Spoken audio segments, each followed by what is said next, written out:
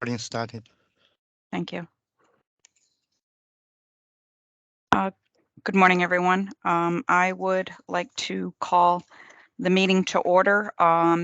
This is the Municipal Accountability Review Board. Today is February the 16th, and the time is 10:02.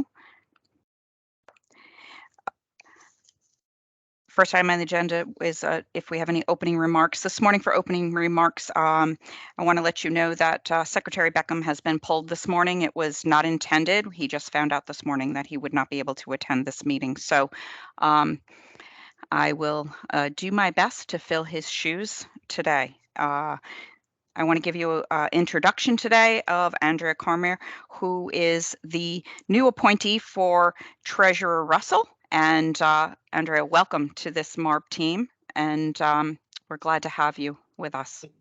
Thank you so much. Pleasure to be here. Good to see everyone. Do you have any other opening comments besides what I have already mentioned this morning? No, just a nod to my predecessor, Christine Shaw, who served ably in this capacity, and I look forward to hopefully meeting her and your expectations. Thank you. Yep, she was definitely an active member and did a great job helping support this board. The next item on the agenda is public comment, and the public comment portion of this agenda allows the public an opportunity to speak. And before that occurs, I would ask that you let me know that you want to have some time, and if so, I would like to know what town you're from, and make sure that you keep your comments limited. Do we have anybody that would like to speak during this public comment period this morning?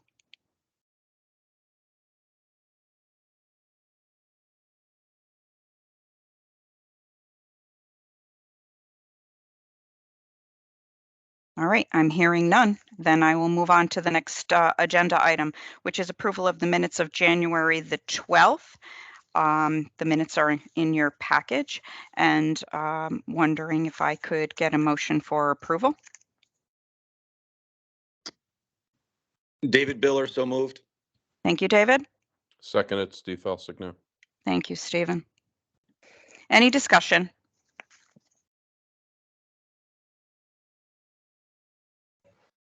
All right, I hear none. All in favor, say aye. Aye. Aye. Aye. Aye.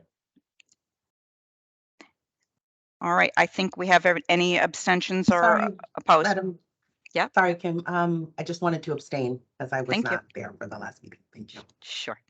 Thank you. All right, the motion carries. The minutes have been approved. Next item on the agenda is the City of Hartford. We had a subcommittee, and I'm going to give you a brief update. There in your package is included the write-up of the subcommittee that Simon had done nicely for us. We held a subcommittee on January the 26th. A couple of the items that were addressed at that time was the audit of FY22, and the city's independent audit firm, Clifton Larson and Allen, presented the financials at the time. They presented them stating that they had an unqualified opinion of those financials with no findings, and that they were in compliance with their internal controls.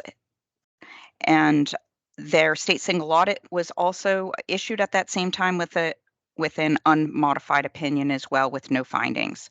The general fund balance increased by $6.8 million for a total of $38.7 million as of June 30th, 22. And we provided you a copy of Clifton Larson and Allen's presentation, as well as a link to the financials that are on our website. The next item that we discussed at the subcommittee was a labor contract with the local 1716, and that was regarding maintainers and team leads. I'm not going to get into the detail of that because this is on the agenda as the subcommittee has recommended that to the full Marb for today. The next item was budget and mitigation measures. The Board of Ed provided a presentation on mitigation for fiscal year 23-24 budget, possible anticipated deficit of $24 million, which is about 6% of their operating budget, and described in detail the measures that put that into that situation, and that they are definitely taking a hard look. I know the chief is taking a hard look at mitigating that. And in doing that, some of the items of noteworthiness is that $8.6 million of this increase was attributed to 300 more students shifting to CREC as open choice, as well as CREC's provided recent tuition increases for the next 3 years, one that impacts the fiscal year 24. In addition to that, transportation costs have increased by about $5.6 million.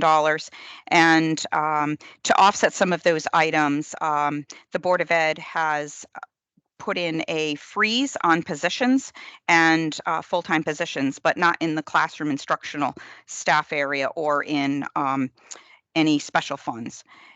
In addition to that, they're going to make sure that they take a good hard look at ESSER funds and try to utilize some of those items, as well as look to do some consolidation of programs and look to reduce some savings in non-personnel costs. The city also provided some budget mitigation update, and that included about 6 grants that were to be awarded for approximately $9.5 million. And that's the highlights from the subcommittee. We'll then move on to the monthly financials, review and discussion of December, and I would ask the city, I see that the mayor is with us today. Thank you for joining us, Mayor Bronin. And could you or your team provide us with an update? Sure. Good morning. Good to see everybody, and welcome to Chair Comer. And it's good to see everybody, and hope everyone's doing well. So the quick summary, and as always, happy to dig in as much detail on any of these numbers as we go. But the quick summary is that we are in period 6, so December, projecting an end of year surplus of 5.53 million, which is an improvement of 2.1 million over our last projection. The bulk of that improvement is coming on the revenue side. In particular, interest income has increased, as obviously as the interest rate environment has changed. Our interest income has gone up. We're looking at an increase of 1.1 million favorable projection compared with last month's report. And we're continuing to book, as you know, the positive intergovernmental variance, which is the result of the municipal revenue share that we had not built into the budget last year. We also collected an outstanding payment of lieu of taxes obligation when the Hilton was refinanced for redevelopment, and that was a $600,000 payment. We're projecting favorability in taxes, about $340,000 improvement, and we have seen positive trends on conveyance fees and various licenses and permits. So overall, projected favorable revenue of 7.66 million compared to budget. On the expenditure side, we're still running behind by about 2.1 million.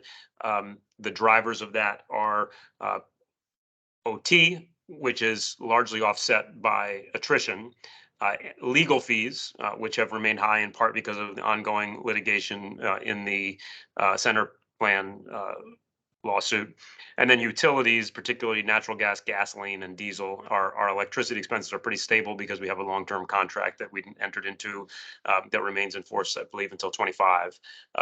So electricity has been relatively stable, but other utilities have gone up. And then we're continuing to watch closely our property taxes and overtime and those other items that I mentioned. I should note that our health insurance claims have continued to show a positive trend. We have continually raised concern that we would see that trend reverse as we got farther away from the pandemic, but so far we have not. and that's good news.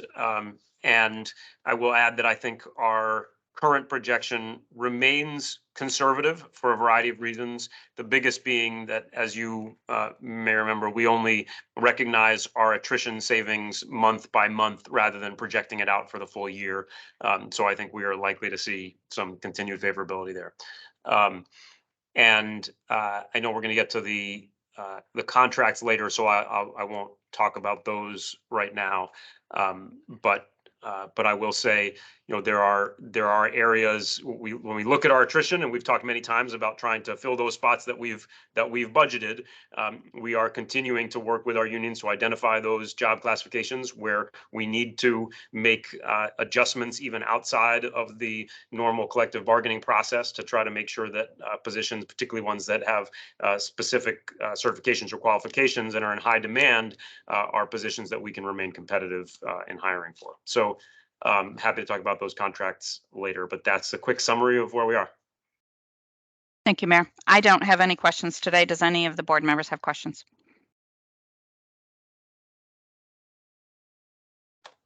Yes, Mark. Mr. Waxenberg. Just a comment. I was reviewing the Cohn-Resnick report for the amount of cities and towns and the sampling they did about the COVID expenditure of dollars and what was acceptable and not acceptable. And I have to say that Hartford's is extremely impressive.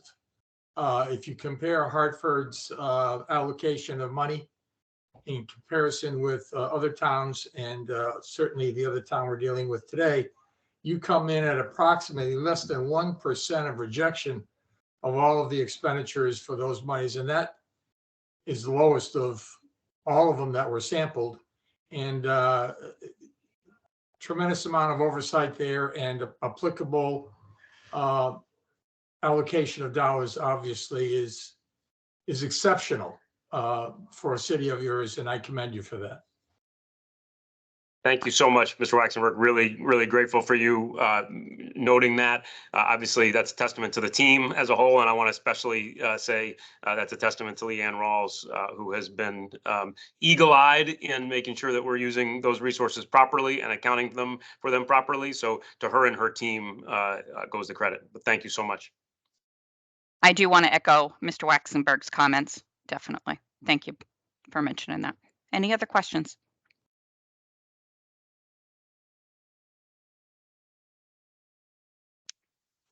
Mark, you need to put your hand down just so you're aware, unless you have another question. All right, I do not hear any other questions. Then we can move on to the next item on the agenda, which is discussion and possible action of the labor contract. There is a MOU for Local 1716 for Public Works maintainers and leaders. A tentative agreement between the city and Local 1716 was signed on January 24th. The subcommittee has reviewed and discussed this labor contract and recommends to the full Marb today for approval. The Marb has until March 9th to approve, reject, or take no action. The city has provided the agreement and a market analysis, a budget impact, current and proposed salary tables. So I will turn it over to the city and have them provide us any kind of additional commentary on this contract.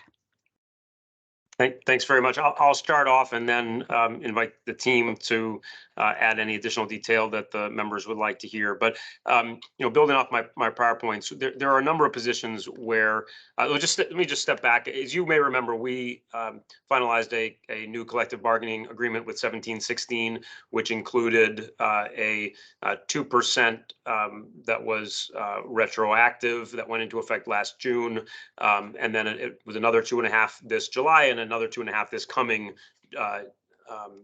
July. In January, and then another 2.5 this coming July. We think that was appropriate and necessary and the right thing to do. But we also believe that there are some positions where we are not sufficiently competitive at those pay rates. And in particular, we're talking about positions that require additional certifications. Specifically, the largest bulk of positions covered here are those for which a commercial driver's license is necessary. And commercial driver's license holders can command a much higher salary, both in the private market and other public sector jobs. And if we want to maintain our ability to, pardon me, to recruit and retain individuals for maintainer 3 and maintainer 4 positions, which require a commercial driver's license, we felt the need to increase our pay there as well. We've also negotiated increases for our housing inspectors. Again, that is partly because we need to ensure that we are able to recruit and retain, and also because we agreed with the union to certain clarifications of job responsibilities, and through that negotiation arrived at a mutually agreeable increase as well. So those are the most important things to note. Again, to the extent the committee wants to go into any more detail, happy to do that. I don't have any questions. Do any of the Marb members have questions on this contract?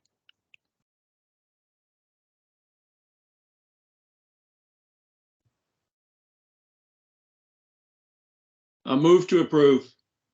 Thank you, Second. Mr. White. Second. Thank you, Mr. Waxenberg. Any further discussion? I hear none. All in favor? Aye. Aye. Aye. Aye. Any opposed or abstain? Motion carries. Thank you.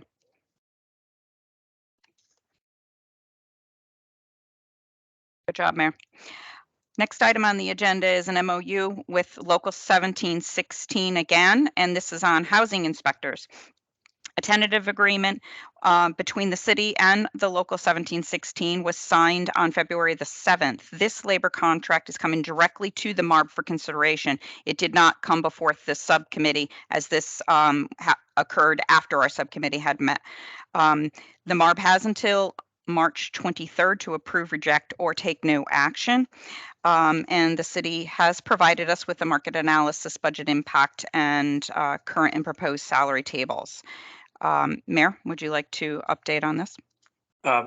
Thank you. So I already spoke to this one. I forgot that they were separate items. So sorry. No, I that's didn't fine. pay attention. Okay. No, that's fine. Mhm. My mistake. But as I said, this is, we are putting a strong emphasis on ensuring that we're at a full complement of housing inspectors.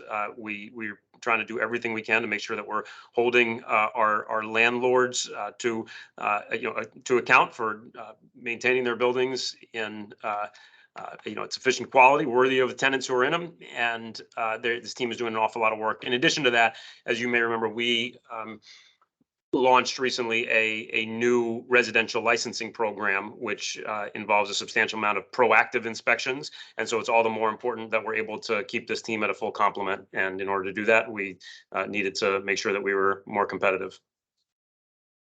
Thank you.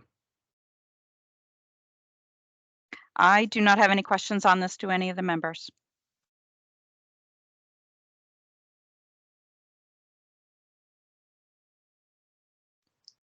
I see that somebody has their hand up, but I don't know who that is. And if that is a guest, guests are only allowed during public comment. I'm not familiar with the name. Mr. Cummings.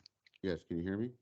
Yes, sir, but we do not have opportunity for public comment at this time, and you're not a board member. I understand, but I was on the phone and you couldn't hear me, so I'm asking if you could just make a motion prior to West Haven to allow a couple minutes worth of public comment. I will take that into consideration with the board members before we switch. Okay, thank you. Thank you. Thank you. Mm-hmm. Move approval of the MOU. Thank you, Mr. White. I'll second that, Mr. White's motion. Thank you, Mr. Falsigno. Any other discussion? I don't hear any. All in favor? Aye. Aye. Aye. Any opposed or abstain? None. Okay, the motion carries. Your contract has been approved. that's all that we have for today on the agenda for City of Hartford. Thank you. Thank you very much. Thank you. All right, moving to the City of West Haven. I'm going to ask the Marb members about the request that has been asked about the public comment, even though we are beyond that time period. I would So, suggest David Miller, that I'll the make a person be motion to- allowed to speak. Excuse me, I got two commenting at the same time. I would David, let him go- speak. Okay, This is David Miller. I was just going to simply make that motion to extend the public comment and let him speak. Yeah. Thank you. I'll second the motion. Thank you, David, and thank you, Stephen. All in favor? Aye. Aye. Aye. Speak as a guest. Sir, can you state your name, please? My name is Darrell Cummings, if you can Yeah. hear me. We can hear you. What town are you from, sir?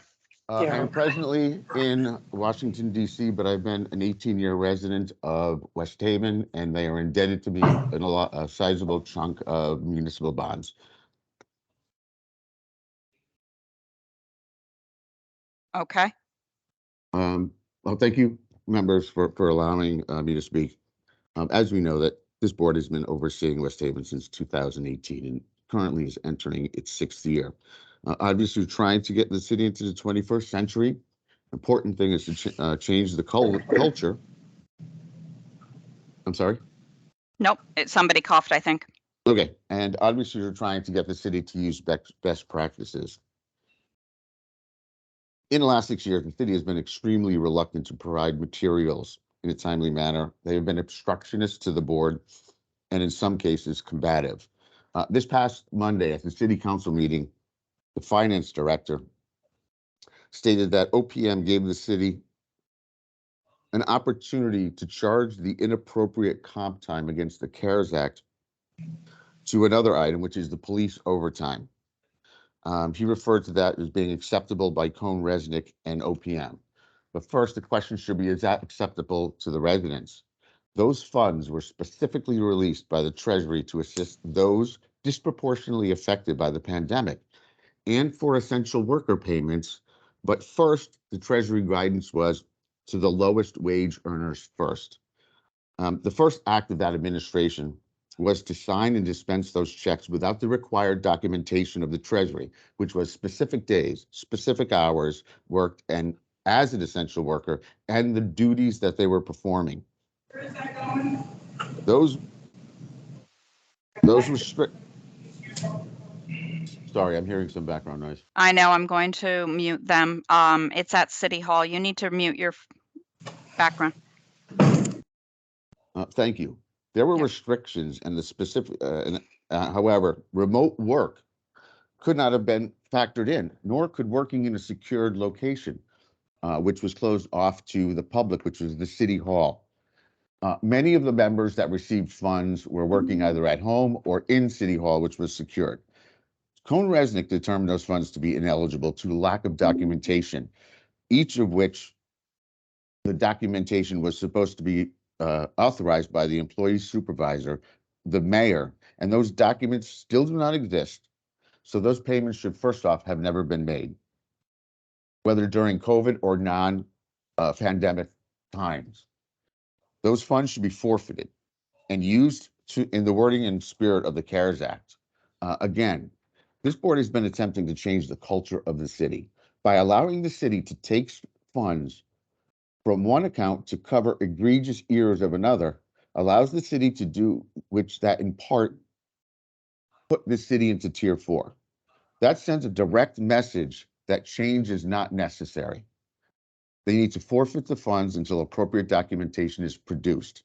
And in turn, those funds should be granted to those directly affected by the mandatory shutdowns. Those funds went to employees who never missed a paycheck. It should be forwarded to those who lost jobs during that time. It should go to the daycare centers. It should go to the restaurant employees who have no money. It should never have gone to individuals who never lost a job and have not provided documentation. And again, finally, what I should ask is have the board request, review the treasury filings that the city is required to do and the responses. It's unfortunate that during the CARES Act funds, they were used erroneously. It's more important during ARPA because the feds are able to claw that back ×2. And I understand that the feds are currently investigating the raises, which were changed into a retention program for the police. That was across the board raise, and I know that the Fed is looking into it. So I would suggest you ask for those filings as well. What you've been trying to do in that city is something that the citizens want, but the administration is not working with you, and hopefully the next administration will. I thank you for the interruption during this point in time, and I thank you for your time. Thank you, Mr. Cummings. All right, we'll move on to the subcommittee update. I do not have an update because that particular meeting was canceled, and I do want you to know that it was an unexpected reason for cancellation. And there was a situation with an unexpected family emergency. And so we did think that we would be able to reschedule that meeting, but we were not able to do that. And so at this time, I just wanted to make the members aware of that. Next item on the agenda is review and discussion of the monthly financials. Included in your packet is the December financials that were provided by the city. I will ask the city to please give us an update on your financials. Thank you for the opportunity, and I would like to take a moment to welcome Ms. Comer to the board. We've had the pleasure of working together in the past, and look forward to continuing work together as part of this partnership. The monthly financials, as I say to the city council, sometimes as finance director, the best thing you can say is that things are unremarkable. They are unremarkable. The positive variances are, as Mayor Bronin said, in interest income. We expect to see or we've already seen a massive revenue influx based upon interest rates and having a larger corpus of funds. We've had a very good year in terms of weather. What we've seen this winter is wind, and wind can be very dangerous, but when the leaves are off the trees, it is much less dangerous. So when we look at this year thus far in terms of weather related issues, it has been inconsequential. So we're looking well there. We continue to see a minor positive variance in terms of all of staff-related costs. A lot of it due to vacancy and overtime being less than what was budgeted. And when you have fewer employees, also other items like Social Security, et cetera, are reduced. Those are some of our major items. As you know, we are participating in a state pilot project on waste diversion.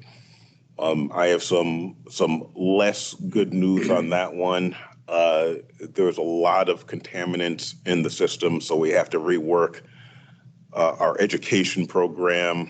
I saw a video where there were shoes and coats and a painting included in the food scrap bags.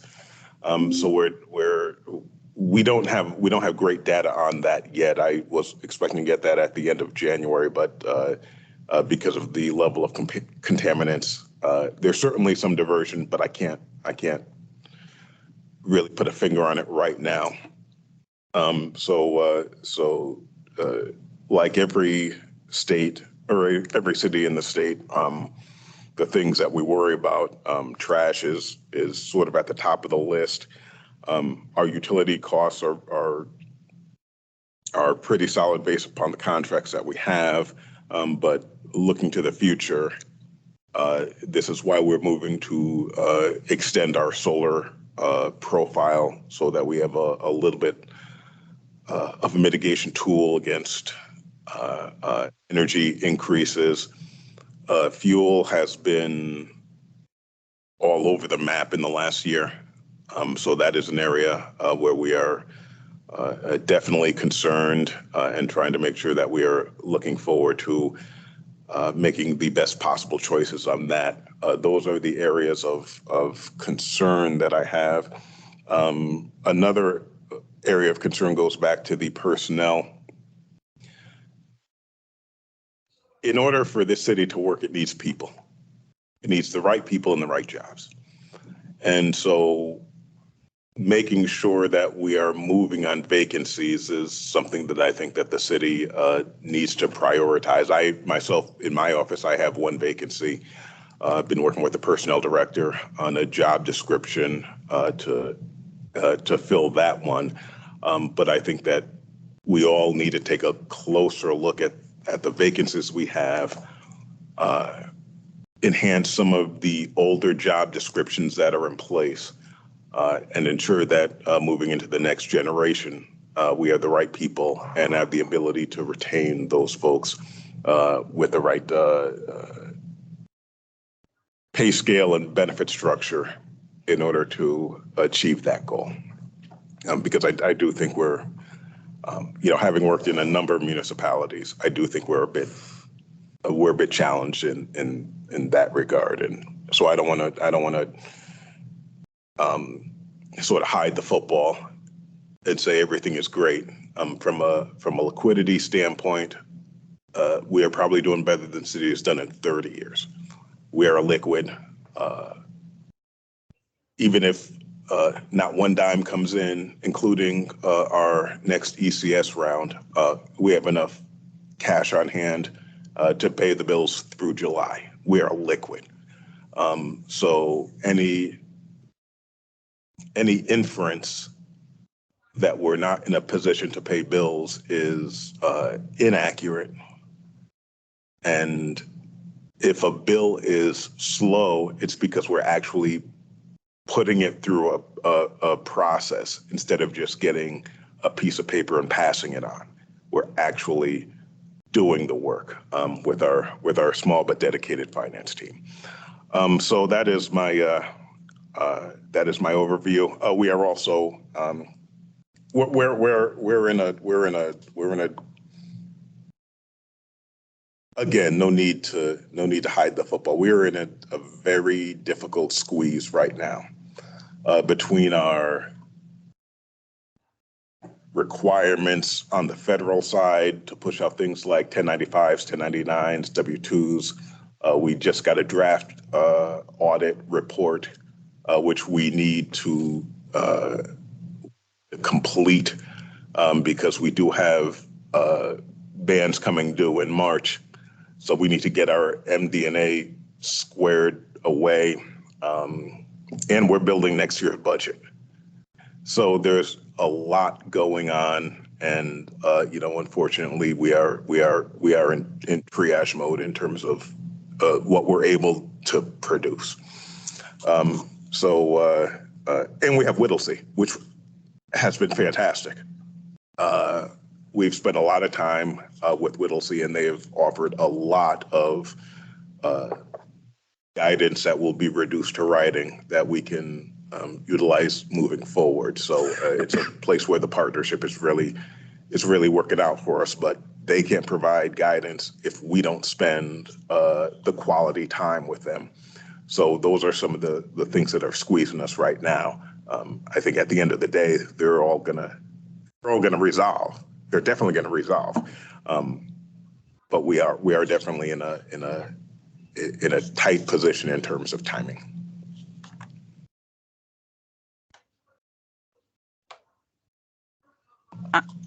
I just have a couple of comments. One being, I'm glad to hear your comment about Whittlesey, and because as I've had meetings with them, weekly meetings, and sometimes a couple of times a week, they definitely are making some progress in that area, and I will give an update on that later.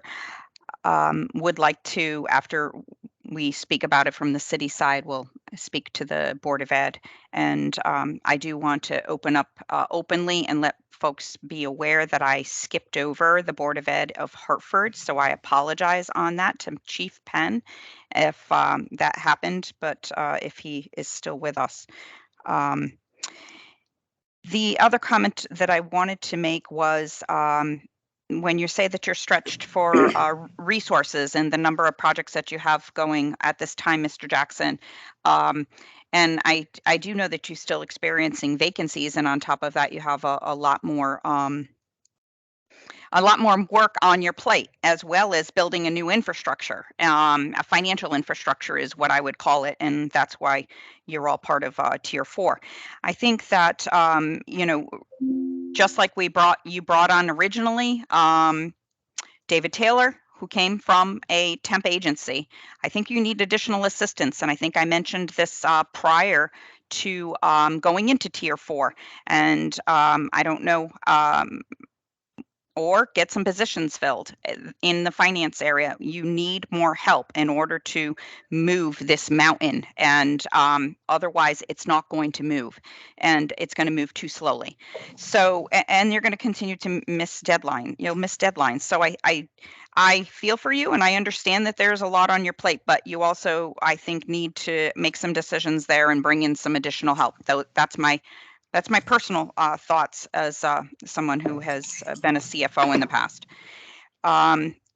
As far as the monthly reporting is concerned, I do think that I know that you weren't able to provide us with a monthly overview, and instead we had the verbal, and also we didn't get projections this time. So I wasn't really sure on what the thought process was when we spoke in the past about making sure that we would get the commentary as well as some projections at the end, and wanted to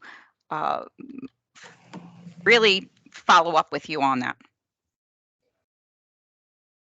Yes, that is 100% on me. Me as an individual, not even my department. It is 100% on me.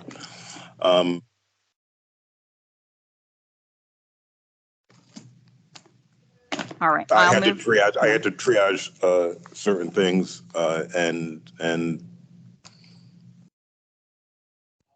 it's 100% on me. Okay. I'll move over to the members. Mr. Waxenberg. Yeah, as was previously stated, we've been at this for about 6 years now, 5-6 years, and the same issues arise with the vacancies, things of that nature. But let me focus a little bit on the budget for now. On the emergency reporting system, budget line item, I guess it's 13, whatever, 10. You have a budget for overtime of 0 and a revised budget of 0, and an expenditure of $213,495. Now, I'm not going to get into the rationale because it would be too long and too arduous of a discussion, but I would hope, and there are others, the comptroller, building department, things of that nature, where there's been no adjusted budget for the significant over expenditure regarding overtime.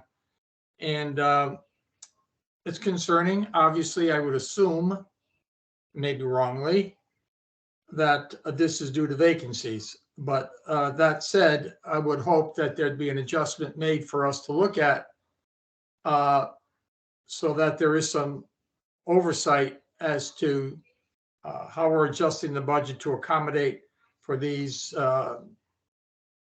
necessary transfers of dollars to cover costs that were not originally budgeted. But when you have a 0, 0, and a $214,000 overtime expenditure, I find that concerning. As far as the other issues, I'll wait till later. As the chair has mentioned, there are solutions that this body can take to enact for West Haven to break the culture, and I'll be making a motion later on to do that, because enough is enough. Personally, I get the idea that you're the third financial officer in the last 6 years.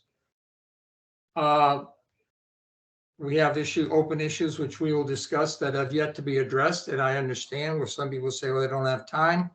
Some of those open issues are very simply a matter of making a phone call and getting the information to us. Yes, they're still there for over years.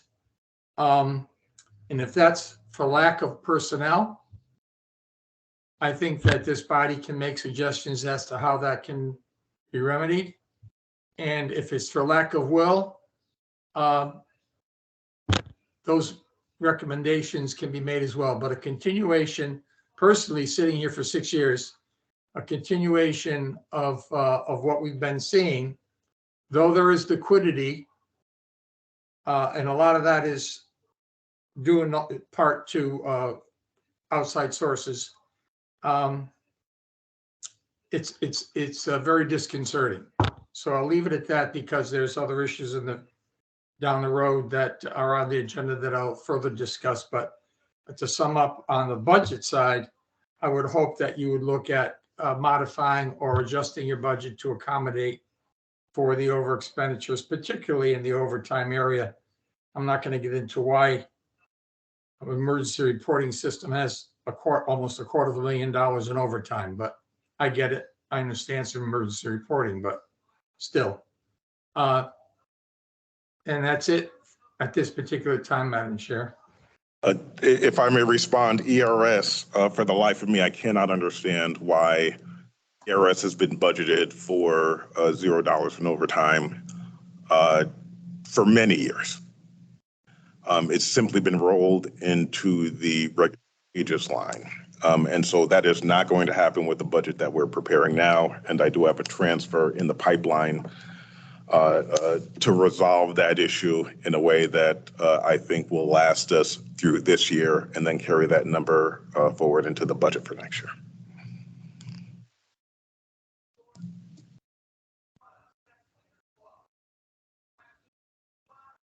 All right, Mr. White.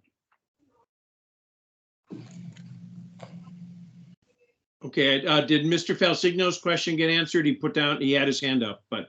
I'm sorry.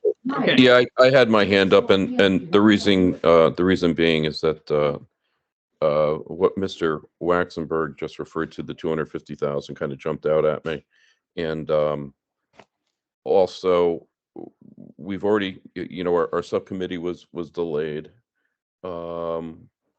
which gave the city more time to prepare, and I appreciate Mr. Jackson's efforts. But the lack of reporting is at best frustrating. As we all know, we've been on this at this for quite a long time, and every month it seems to be a new event or the same event, and somehow this has to be solved. Whether it's our board, I don't know what else we can do, but go into tier. We're already in tier 4. I'm not sure what other options there are, but somewhere along the line, we need to have the information, and we need to have things done in a timely manner. And I do appreciate Mr. Jackson's statement, but it's just getting tiresome.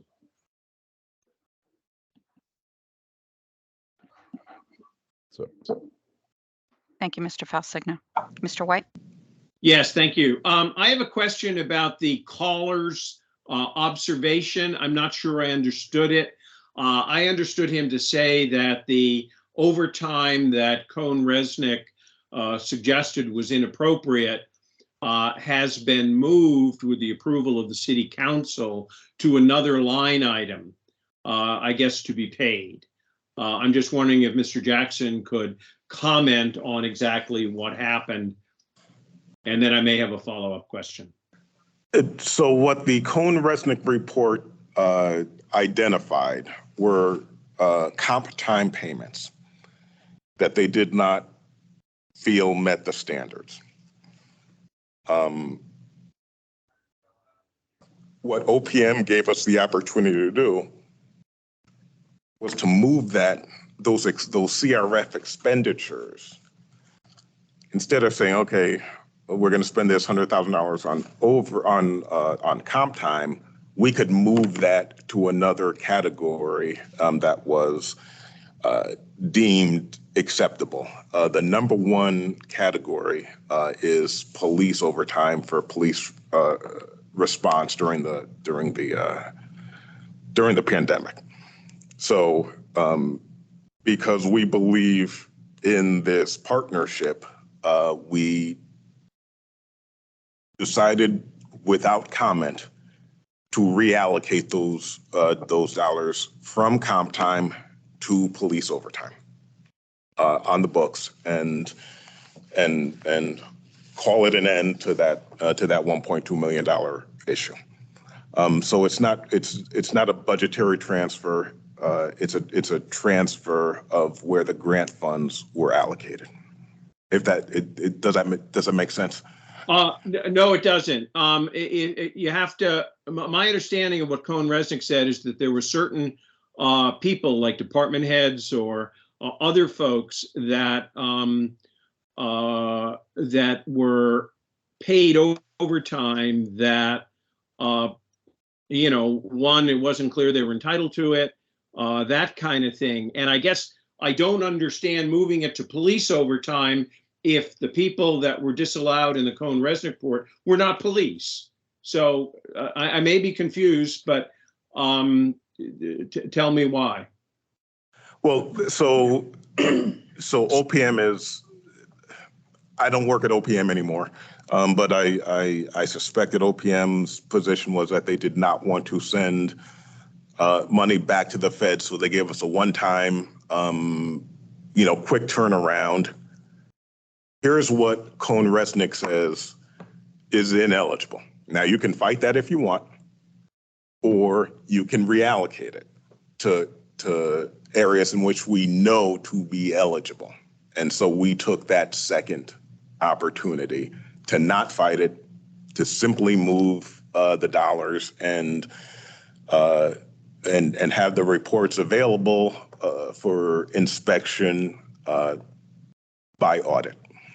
But I mean, if I understood Cohen Resnick correctly, that some of the reasons for rejection would have been reasons that that overtime should not have been comp time should not have been paid in the first place. Never mind the federal regulations. That is, people weren't entitled to it. And I don't think giving federal money back is a great idea.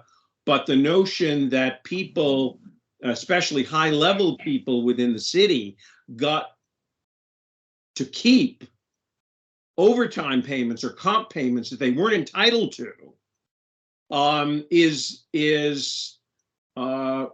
if that's the case, that's kind of abhorrent.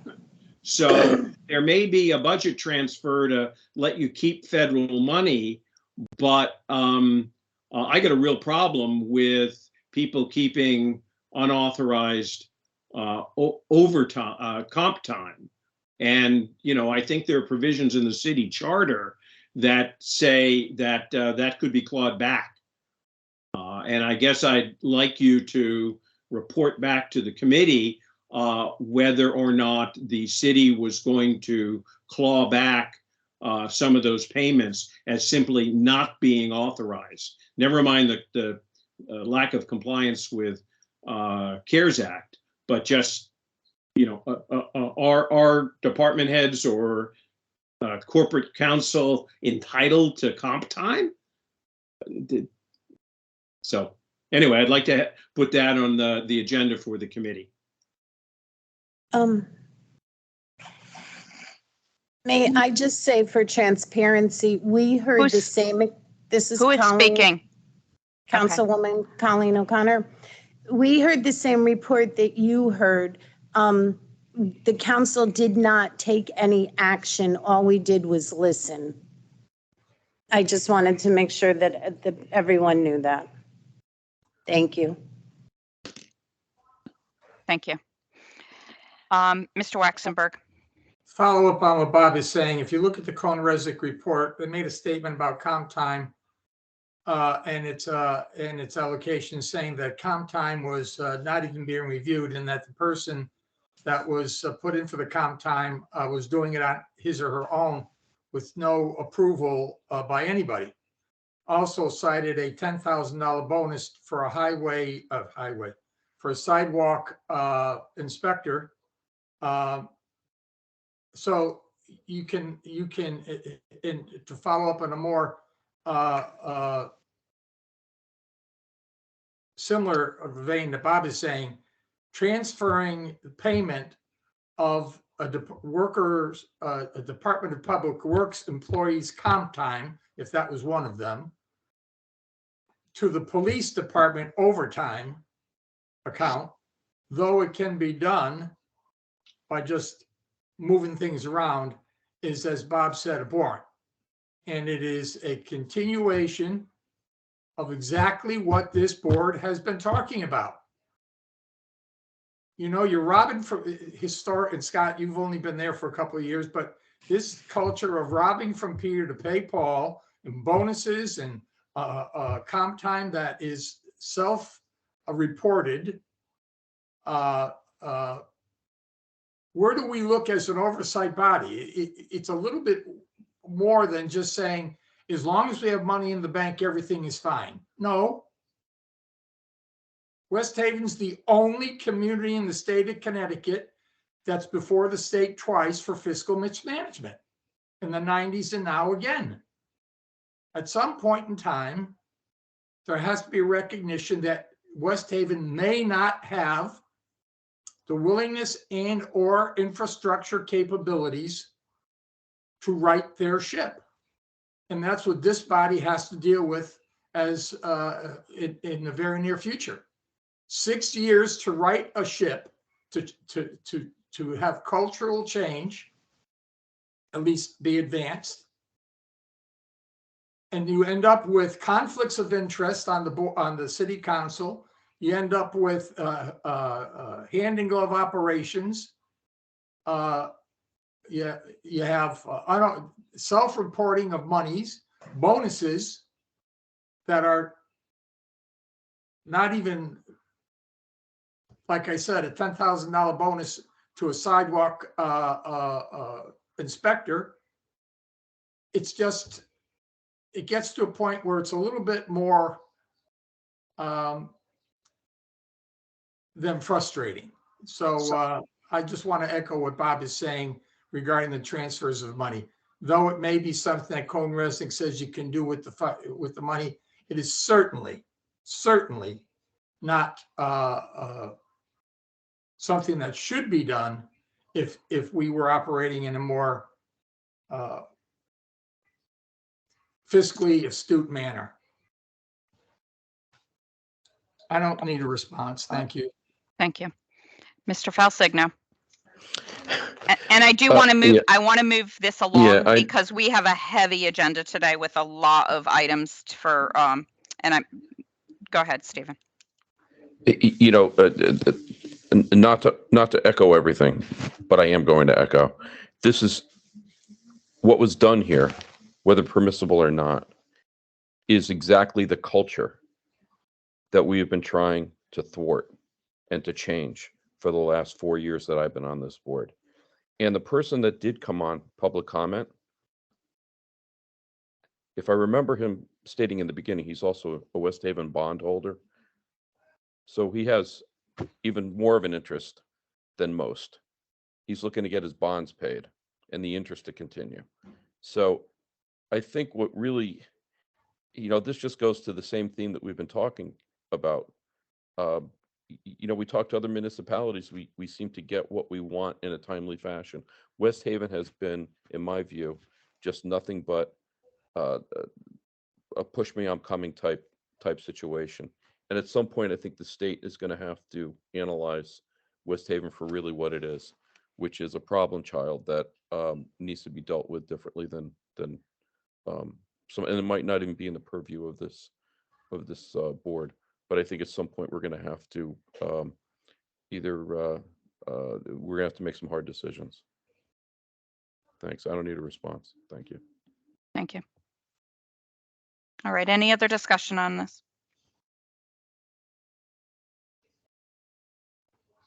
I want to give the Board of Ed an opportunity if you'd like to give us an update on your financials. Sure. Through period 6, we are outperforming where we were last fiscal year. Right now, I'm very hesitant to project anything under budget due to some changes in the language of the excess costs calculation of the grant. Right now, we are slated to receive significantly less funding than we did the year before. In speaking with the State Department of Education, it's my understanding that there is language in front of the legislation to correct the calculations or change them back to prior years. So until that is set in stone, I don't feel it'd be prudent for me to project anything under budget at this time. If the calculations do not change, there is areas in the budget where we will do budget transfers to overcome the cut in revenue. All other line items are running where we expect them to be through period 6. So if there's any additional questions, I'll take them at this time. If I can add one thing to that, the city is projecting that the Board of Ed will expend every last dollar. Okay. Mr. Falsigno. I'm sorry, I should have put my Sorry, hand I down. thought Sorry, I didn't. apologize. I thought it was new. Forgive me.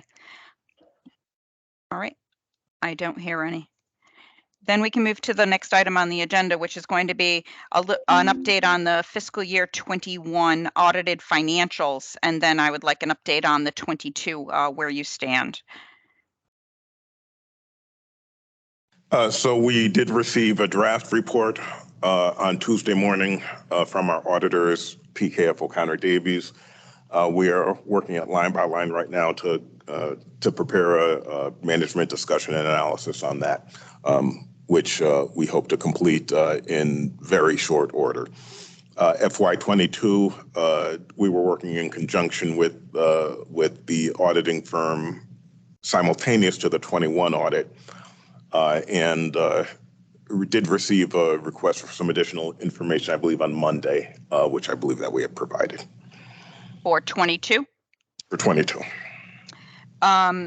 Mr. Jackson, one question. Do you think that when will the city be completing their update to get that to them? I personally have also spoke with your audit firm because you have a state compliance that needs to be met with your financials. And so I wanted to make sure that we did receive that information, and there's a possibility it could be on target to be issued by the end of this month, should responsiveness get back to your audit firm, because I wanted to make sure that the state was going to get the information that we need. Yeah, are you referring to 22 or 21, Ms. Kennison? One, excuse me. Oh, yes. That is, yes, we've set aside a lot of things to get it done by the end of the month, because we do have that looming issue for March 23rd or 28th. Okay. Very good. Thank you. Any comments? Mr. Hamilton. Yes. Has the draft 21 audit been supplied to OPM? No. And is there any reason why it shouldn't be supplied to OPM if we have a draft document? I would think it ought to at least go to staff at OPM, even if it's not released to the board in a public format until it's final. But I would think OPM staff to this board ought to have a copy of that as soon as the auditors have provided it to the city.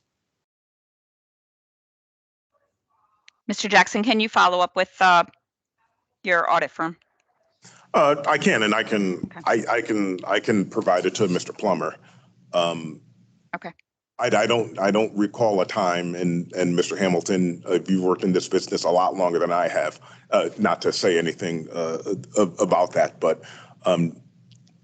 providing a draft absent the MD&A is just not something that I've done before. Now, West Haven is a very special case. And so if it is the recommendation of this board that they get the draft absent the MD&A, I'll provide the draft today.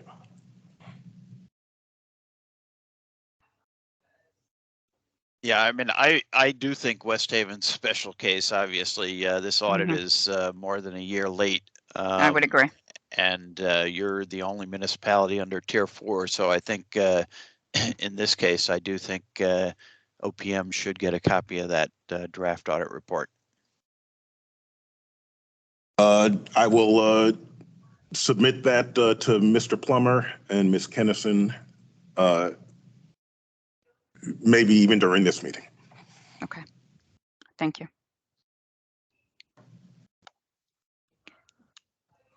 All right, next item on the agenda is to review and discuss a possible action of a labor contract from the Board of Ed. It is for food service employees, a tentative agreement between West Haven Board of Ed and the United Public Services Employees Union.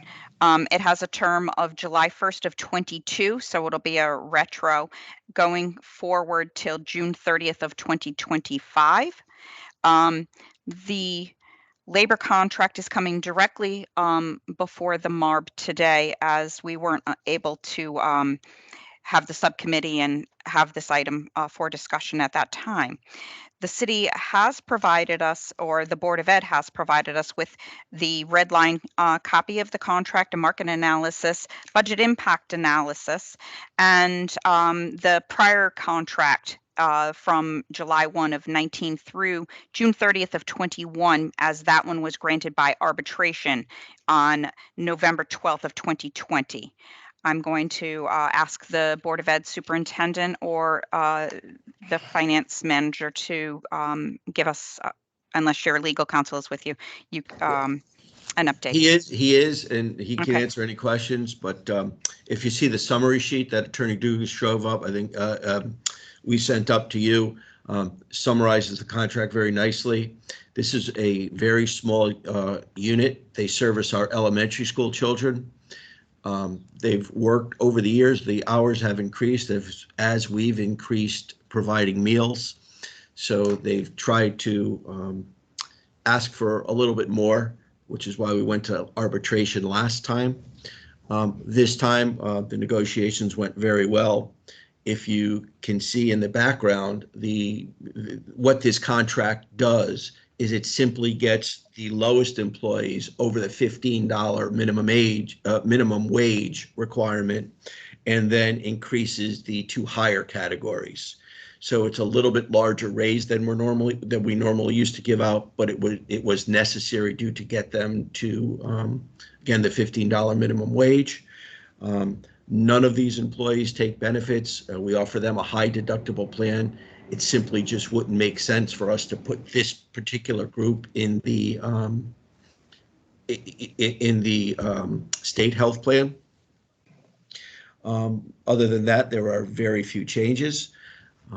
And if you have any questions, we're happy to answer them. But again, it's a small contract. By the way, all of any raise as well as any of the employees' salaries are paid through our food service budget, which is running a profit.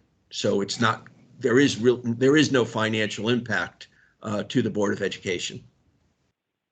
And I don't know if Floyd or Matt want to jump in, but Attorney Dugas is here, and our finance director, Matt Cavallaro, as you know, is already on. In order to preserve time, I would move to approve the contract as Ms. Kennison said and Mr. Waxenberg said. There's some heavy items toward the end, and I'd rather spend time on that than something which is, I think based on your comments, sir, that I think that's a small number of people just barely getting to minimum wage. This is the right thing to do. So I move approval. I echo that too, Bob. Thank you. I'll second. I'm sorry. Bob's motion. Thank you. Somebody else gave the second, but I don't know who that was. Steve Felsigner. Oh, okay. Thank you, Steve. I thought it was somebody else, so forgive me. Any other discussion? Oh, Mr. Hamilton. Yeah, just as a follow-up, not for right now, but perhaps for a subcommittee meeting, I would be interested in getting a little further information on the food service operation in West Haven and digging a little bit deeper into that. I know that we had a period which I believe may still be in place through this school year, providing free meals for all students. I'm just wondering whether West Haven is looking at all the alternatives there. So again, I don't want to belabor the discussion now, but maybe we can put on for a subcommittee a discussion concerning the plan for West Haven's food service going forward. And again, I have no issues with the contract at all. Will do. Thank you, Mr. Hamilton. Any other discussion? Ms. Kennison, All right. Yeah. It's Matt. If you want me to briefly touch on Mr. Hamilton's question, Nope. I can. If not, No, wait till subcommittee. we'll wait. We'll wait. Sure. All in favor? Thank you, Matt. All in favor? Aye. Aye. Aye. Aye. Any abstention or opposed? I hear none. Okay, the motion carries. Thank you.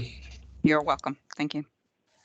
Superintendent. Ms. Kennison, I have a procedural motion, if you'd entertain it.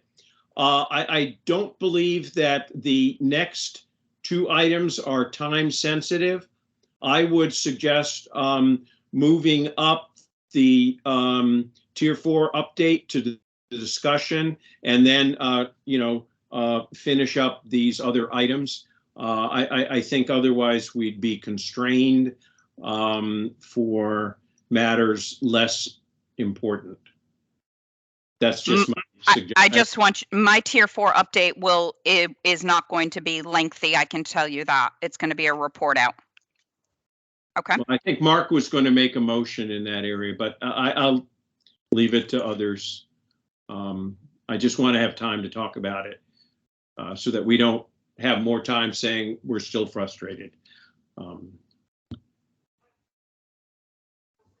Does anybody else have any thoughts about this, or can we continue as is?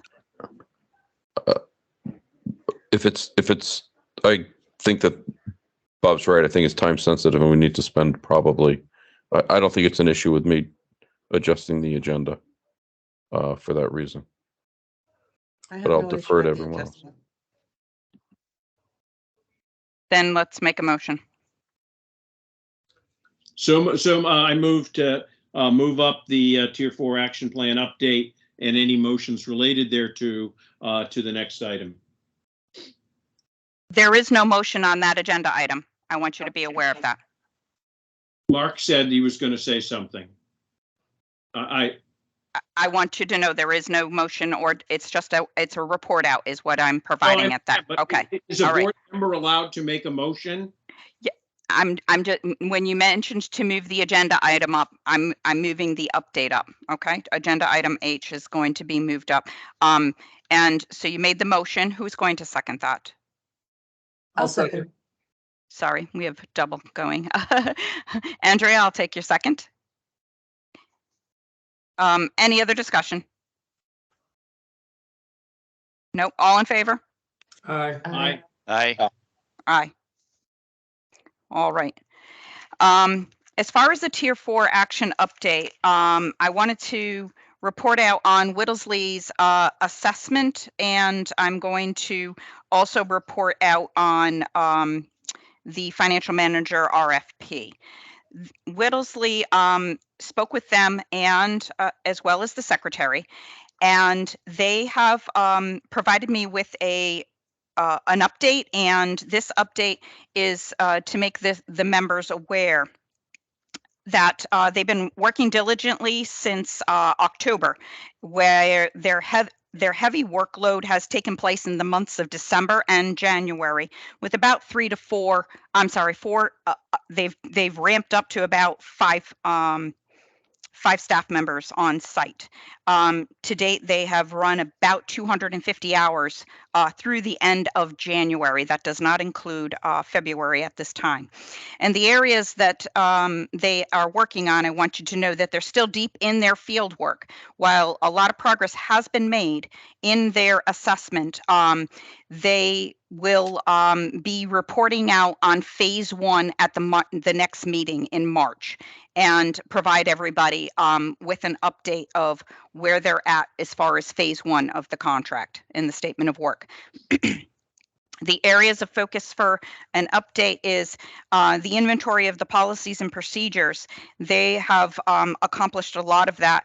There are a few open items, which is they have not obtained the HR policies and procedures as of yet, and the IT policies and procedures. I can tell you, as far as IT is concerned, that had a delay, and I would probably say we've had a number of open meetings about this, and some of the reason fell behind that the IT manager in West Haven was a bit reluctant to provide access, and I can understand that. This is an entirely different scenario where normally they would be hiring the IT firm directly, and they would get an engagement letter of what they're going to do and the work behind that and the access. And so his job is to make sure that the data is protected.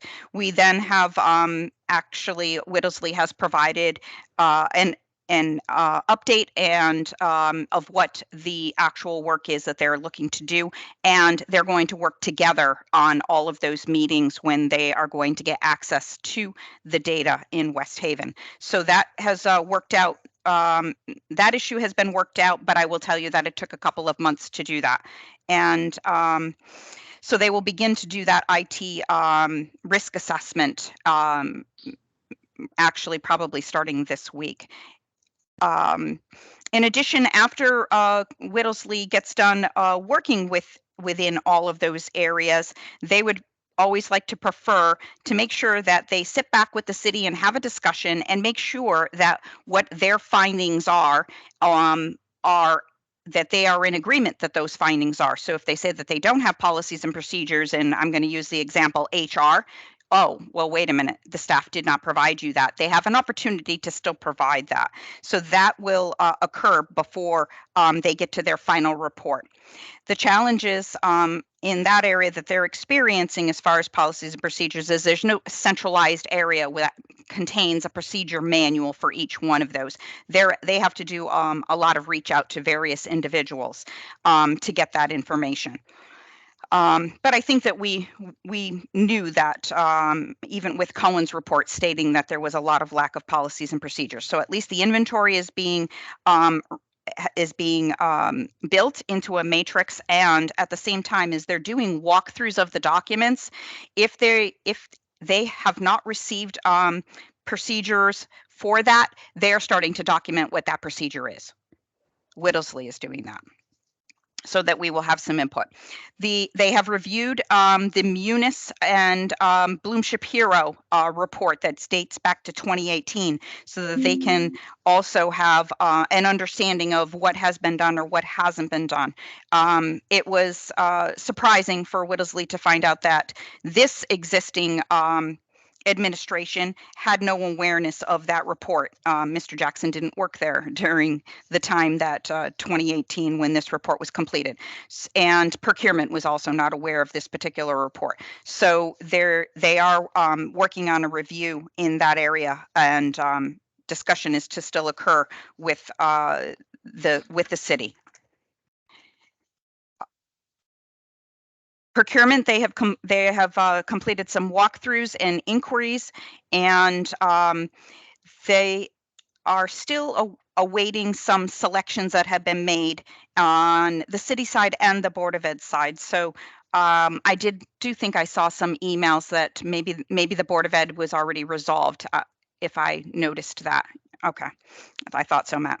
And then they seems to be some delay or difficulty in getting some of the information. I can tell you that I had a meeting with the city and the mayor and the finance director, and this was brought to their attention so that she could step up and get folks to provide us with that information. At that same meeting is when we also discussed and resolved the IT matter. They have also worked on disbursements, checks, ACH's, wires, P-card, payroll area. And they have begun to write up their observations in those areas. They have performed some, they have some walkthroughs still to be done in the wires and in the P-card area. They have obtained, they're looking for a open items list, which is asking for the user's access and the system's access for Munis and for ADP, the payroll system, and any cash banking. So they're looking for who has access to that and what are their security rights. And then once they receive that, they will then have a follow-up discussion with the city and the Board of Ed as well. The challenges at this time in that area are the P-card policies and procedures, I believe, have been written up, but I don't think that's complete as of this moment. HR, they have reviewed the HR consulting report. Excuse me, I have to clear my throat.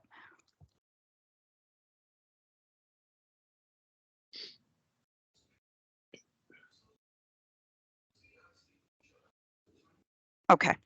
The HR consulting report that was issued in the past, that particular report, they have reviewed that and they just need to share some observations with the city on that and have a follow-up. Whittlesley's time with HR seems to be spread out over a while because they seem to be lacking staffing in that particular area. So they're not able to come as often as needed to complete that work a little more timely, and they're working around the staffing issues that they have with the city. I am not aware if they have followed up with the Board of Ed as of yet in that area, so I apologize. And Kim, with HR? Yeah. Yeah, they've met. They did? Last week and this week as well. Okay, thank you. As far as understanding of the current staff expertise, financial area, HR, and IT, they have begun some discussion, I think, with the city on the city side and the Board of Ed side, but that is still work to be done in that area. And the hiring process, they're still also working on the hiring process and to determine how qualified candidates both at the Board of Ed and the city are selected. IT evaluation, again, that was delayed by 2 months, and I already provided you with an update on that. So a lot has been done in these last few months, and they are planning to do a report out to us at the next board meeting.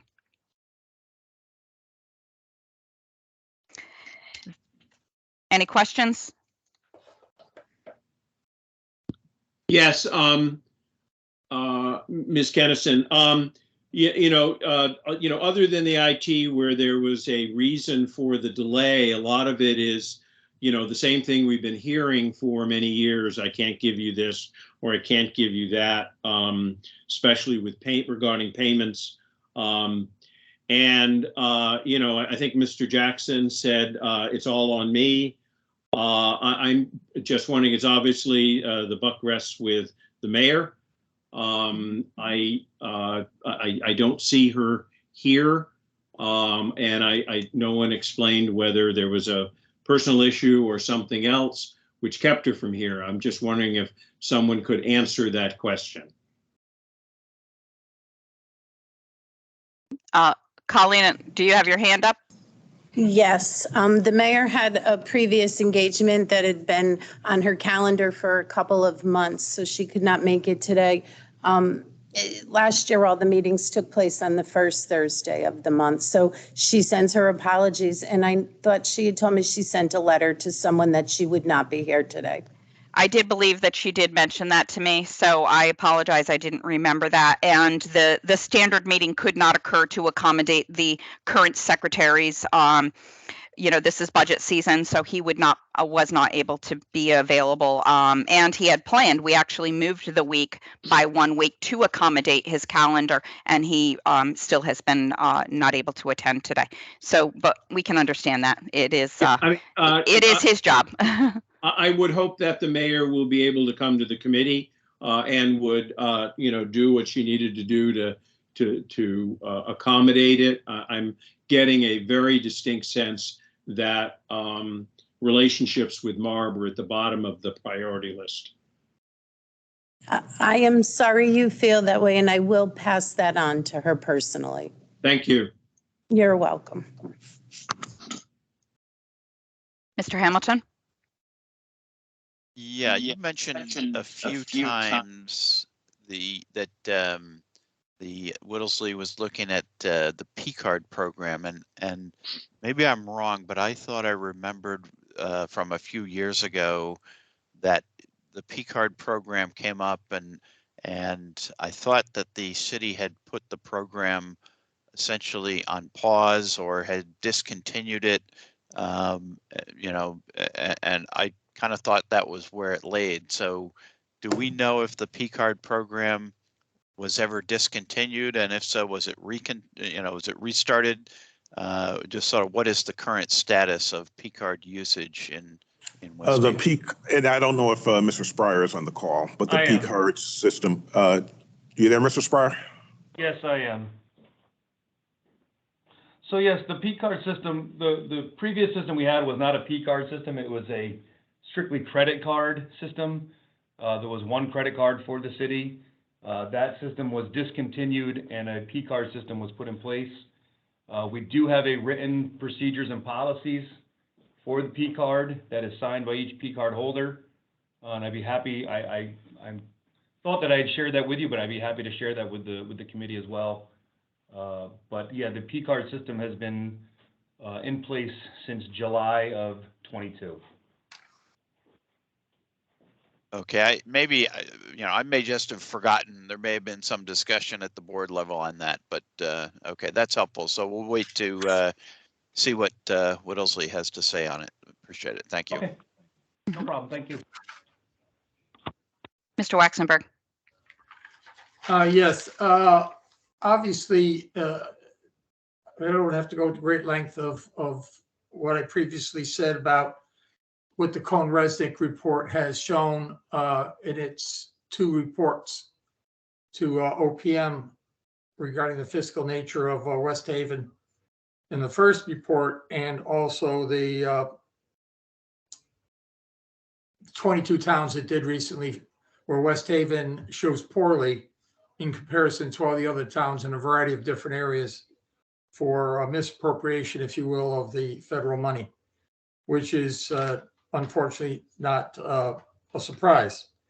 That said, I asked if the assistant AG was on the line because I'd like, with the chair's permission, to ask the assistant AG. I'm aware of the Waterbury takeover in 2001.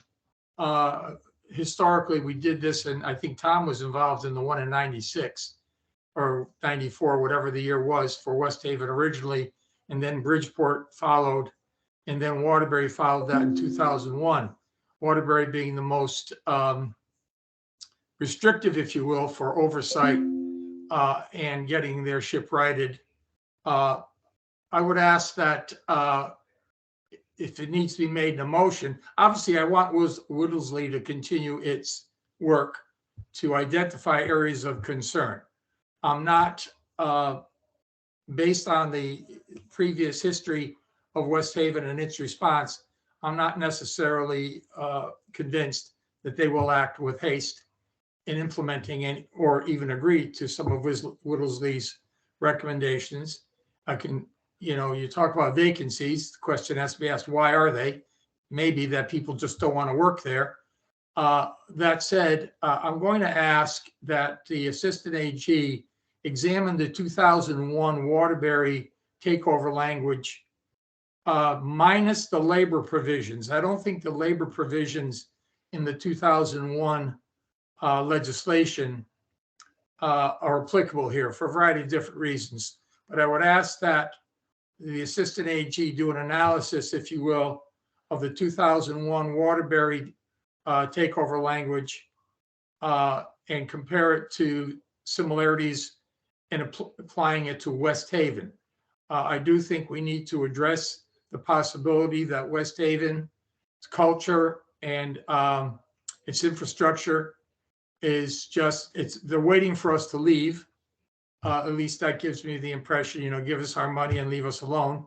And therefore, it would be a continuation of the same old, which the other two towns we have obviously responded to our concerns and acted appropriately, whereas West Haven and a variety of different areas are just not moving with any degree of haste and or perceived importance regarding our concerns.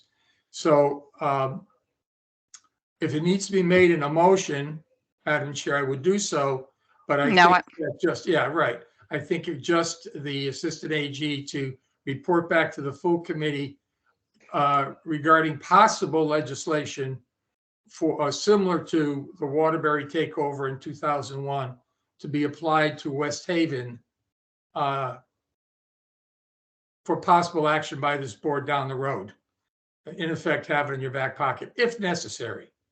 Because we have a legislative session that goes, I believe, until, it's a long one, till May. June. And if in fact Whittlesey report comes out and we still get these unfortunate situations occurring, I think that our recommendation to the OPM secretary, to the legislative branch, may be legislation similar to Waterbury for West Haven. Though I hope not, I do think we need to address that and have it there for a possibility. Assistant Attorney General Kaylee, you're on mute. I see that are you speaking to me, us or no? I don't believe I'm on mute. Can you hear me? Oh, no. Yeah. Oh, before that, I thought I saw that your lips were moving, but I wasn't sure if you were speaking to somebody else or if you wanted to chime in. No, just that that I certainly have got the issue and take a look at it, and we'll let you know. Okay. Thank you. I don't know who asked has their hand up next, but I'll go to Mr. Felsig now. I would invite the Assistant AG to join the to let us know his findings at the subcommittee meeting of West Haven. In addition to Mr. Waxenberg's suggestion to presenting to the entire board.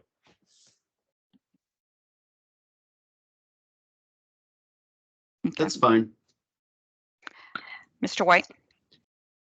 Yes, I'd like to raise at this meeting for action by the subcommittee that I think it would be beneficial if either at a regular meeting or a special meeting, we had the city council present to discuss with them their reaction to some of the comments made by a lot of the members that there was a culture in West Haven that was not likely to result in significant changes, what issues they may see ahead of the Whittlesey report, knows what were some things that they might be concerned about, and to pass on to Whittlesey to improve the situation, and any suggestions that they have about the 6-year kind of delay in getting information from the city. I mean, that's a leadership issue. That's not a, somebody was overworked on Tuesday. So I would like to, maybe there's some dialogue with OPM. I know people have work schedules and things like that. And if it's an evening meeting, maybe it's an evening meeting. But, I would like to put that on the agenda because, and I think this should be a continued agenda item, which is work on West Haven culture. Because I think a lot of these things that Whittlesey is working on are going to be helpful. But ultimately, if people don't want to see change, either, maybe some people are taking advantage of the situation, then we need to deal with it. And that's got to be a main priority for us. So I don't think we can discuss it here unless somebody thinks that's a really bad idea. I think we talk about it at the committee. Yeah, I do not want to bring it up now.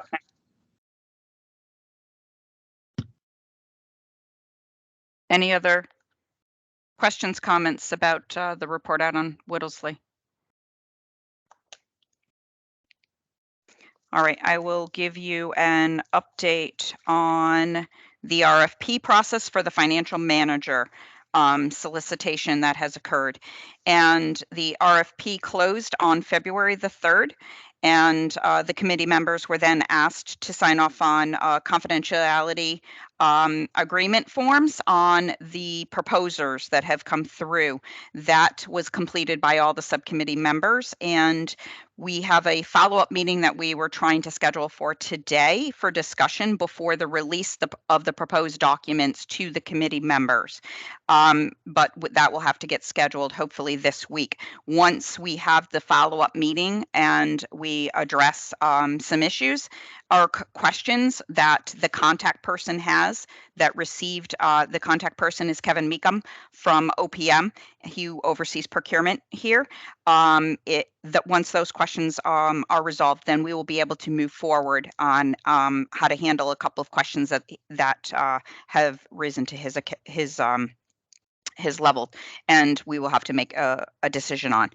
And then we will have until March 9th to complete our evaluation and to decide if we want to interview any of the firms that have responded to the bid. Then from there, it will start negotiation after March 9th. And our goal was to complete by April 17th, but there are a lot of parties that have to be involved in a lot of legal attorney generals to be able to complete a contract and get it executed. So our goal again is April 17th, but I do want you to know that sometimes contracts and negotiations can go longer than that. I'm hoping that everybody will put this on high alert. And that's all for the report out that I have for the Tier 4. Any questions?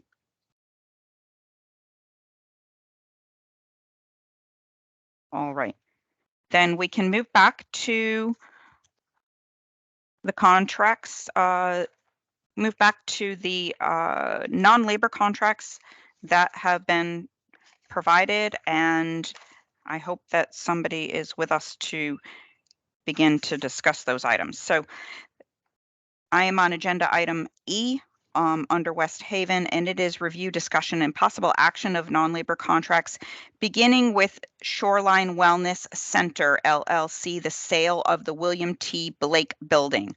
A summary of this agreement, which refers to the sale of the property formerly used as a school. It was presented at the December Marb meeting. At that time, the West Haven's finance director asked for it to be tabled, which we did for some further information. And at this time, at the board's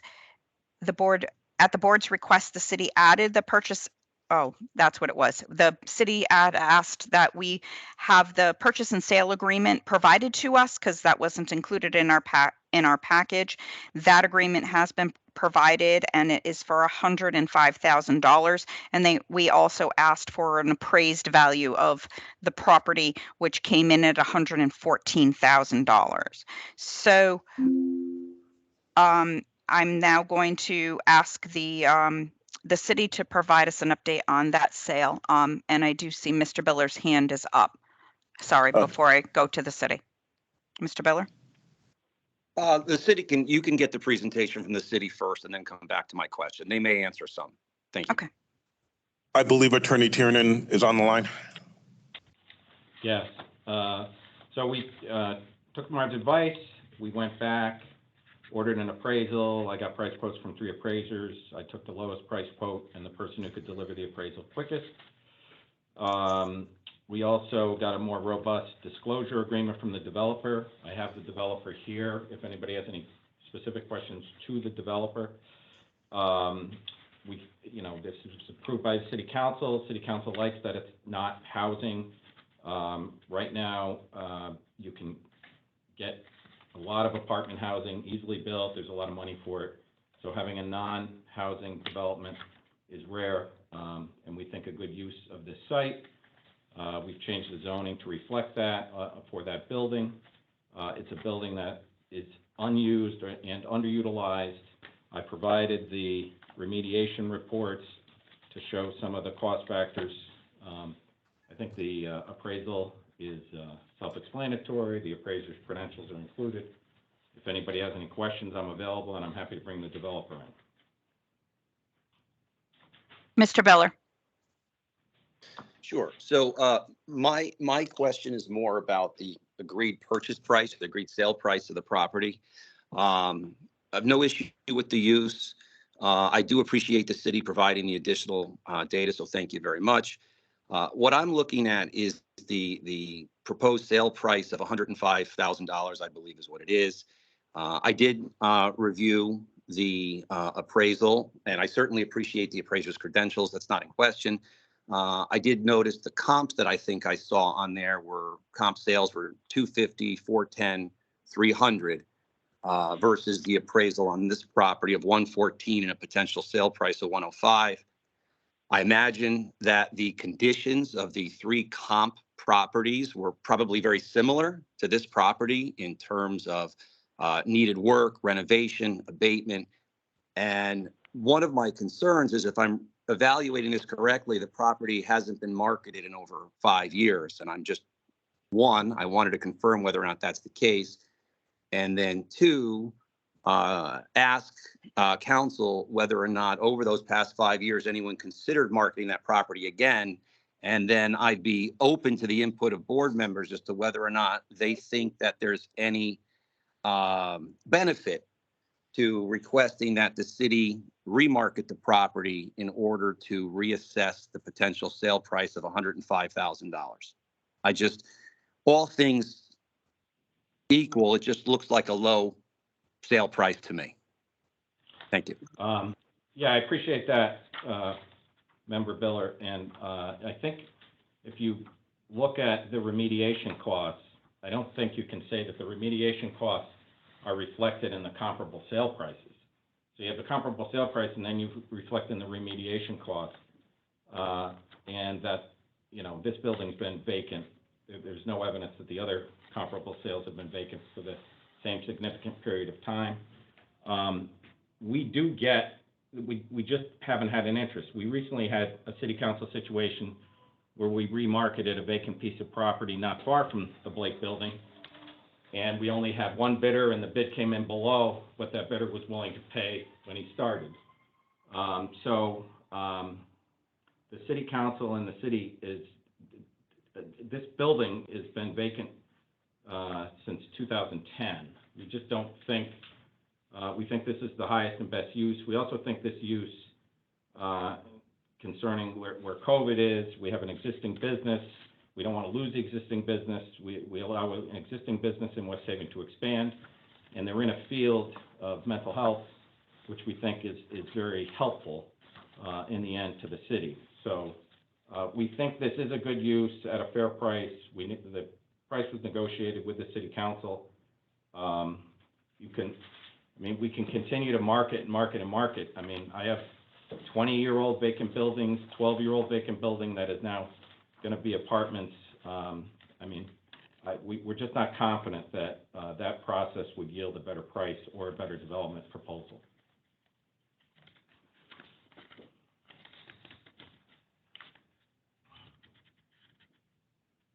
Mr. Falsigno?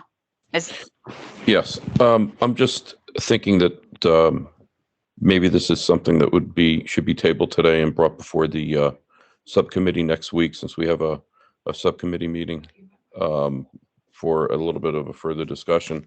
I agree with Mr. Biller. I think if it hasn't been marketed in 5 years, the market has changed in 5 years. And there might be an opportunity to realize a price higher than $105,000. Thanks.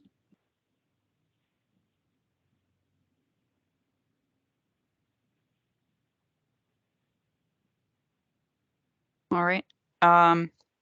Any other discussion?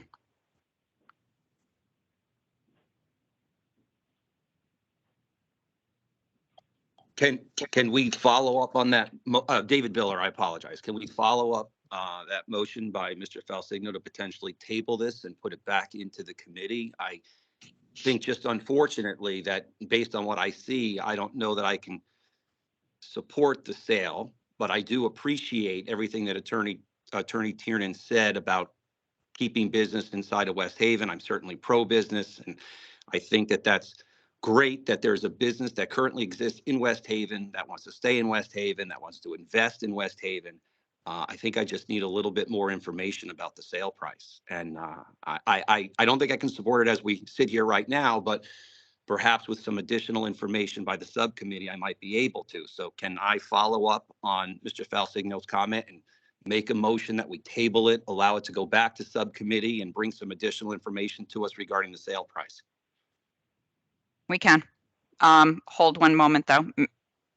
And Mr. White? Yes, thank you. A couple of things. Number one is, I don't know if I saw a disclosure, but is there any linkage between the principals of the buyer and anyone in the city? Yeah, so the disclosure provision provided, there is one employee, an outreach employee, who is a member of the Board of Ed at Shoreline Medical. That is the entire connection with the city. Other than that, they have a business in the city. Yeah, appreciate the disclosure. Number two, as long as a 2-week delay isn't going to upset the apple cart, and I rely on council, I do note that there's a $30,000 a year cost to the city of carrying this gem gem. Yeah, and the remediation cost is significant. Yes. I don't know that we're talking about a huge amount of difference, and it takes a long time to get this done. So I don't know if the market for dilapidated school buildings has risen or not, but if people want to talk more about it at the committee, that's fine, as long as it doesn't mess up the deal. Mr. Hamilton? Yeah, my thinking is sort of in line with Mr. White's on this. I think that at the last meeting when we discussed this, we clearly all felt that there was some basic information that was just not here, with the appraisal being, an important piece. The city has now gone out, gotten the appraisal. Although the appraisal is slightly larger than the sale price that they're putting on it, it's not a significant difference. So that difference to me would not be sufficient to vote against this. On the other hand, if we have board members who want additional information or want to think about it a little bit longer, I certainly want to, defer to them, so long as a short delay is not going to jeopardize the entire deal. So, I mean, I guess, the only other alternative really would be to, reject it and have the city go back with some sort of public, RFP kind of remarketing, which I guess would be one feasible approach. I'm just not sure, at least in my mind, that that's warranted given the appraised value that's now come back on the property. Personally, I'm pretty close to being comfortable to being in a position to support it, speaking for myself. I was in the same position as you, Mr. Hamilton. Mr. Biller, I see your hand is up. Thank you. Yeah, no, and listen, I don't want to jeopardize a plan if I don't have to. I mean, so I guess I would ask Attorney Tiernan if we give the subcommittee an opportunity to provide a little bit of information with the sale, about the sale price, and then bring this up again at our next meeting, will that jeopardize the sale, or is that something we can do? I mean, I can't guarantee that the developer won't pull out. I mean, he's here, but I'm not gonna have that conversation, obviously, in an open meeting. I mean, the only, like in a foreclosure case, the only additional information I could give you is I could let you question the appraiser to try to give you some level of comfort that it is not what you think. This building is, is not going to get the purchase price. I can tell you that when I've done other analysis in the city, the most valuable real estate in the city arguably might be along the shoreline. And I can show you a strip mall that even in this market that sold for $5 million 20 years ago, then sold for $3 million, and 18 months ago sold for $1.2 million. I can show you some high-end condos along the water that when they first were built, sold for over $400,000. You can buy one of those condos now for $200,000. So I understand what people are thinking about the real estate market, and if this building was butt up against a highway exit, it might be different, but it doesn't seem to apply to the current West Haven market for vacant school buildings. Yeah, and it's been sitting around for a long time. Mr. Hamilton, another question? Oh, no? Okay. Mr. Biller, another question?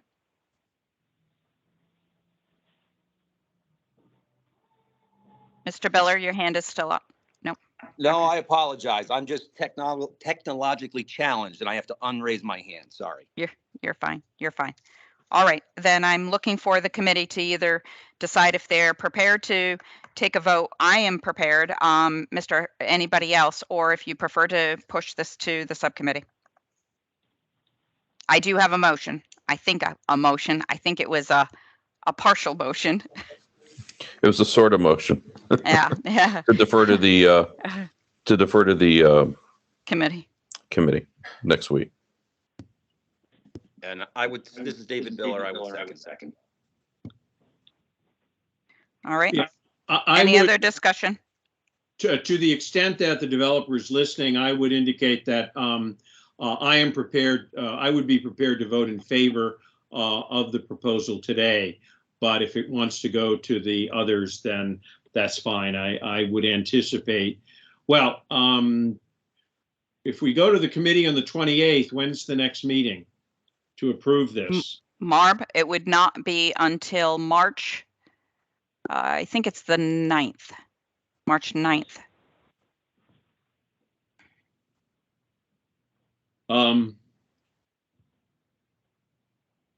I don't know if there's any question that this might crater it. Quite frankly, I'm not sure what we're going to do at the committee meeting.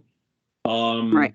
Other than have a cross-examination of the appraiser. Right. So I guess I'd be. I'm opposed. When we vote, I'm opposed to the motion. Okay.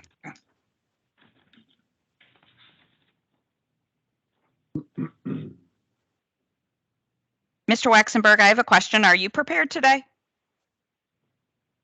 with the materials? Yes, the hesitancy, again, is embedded in a variety of factors that are previously before us. But at some point in time, I have to have some faith, and it looks like the due diligence has been done. So I'm prepared to vote today if it's necessary. All right.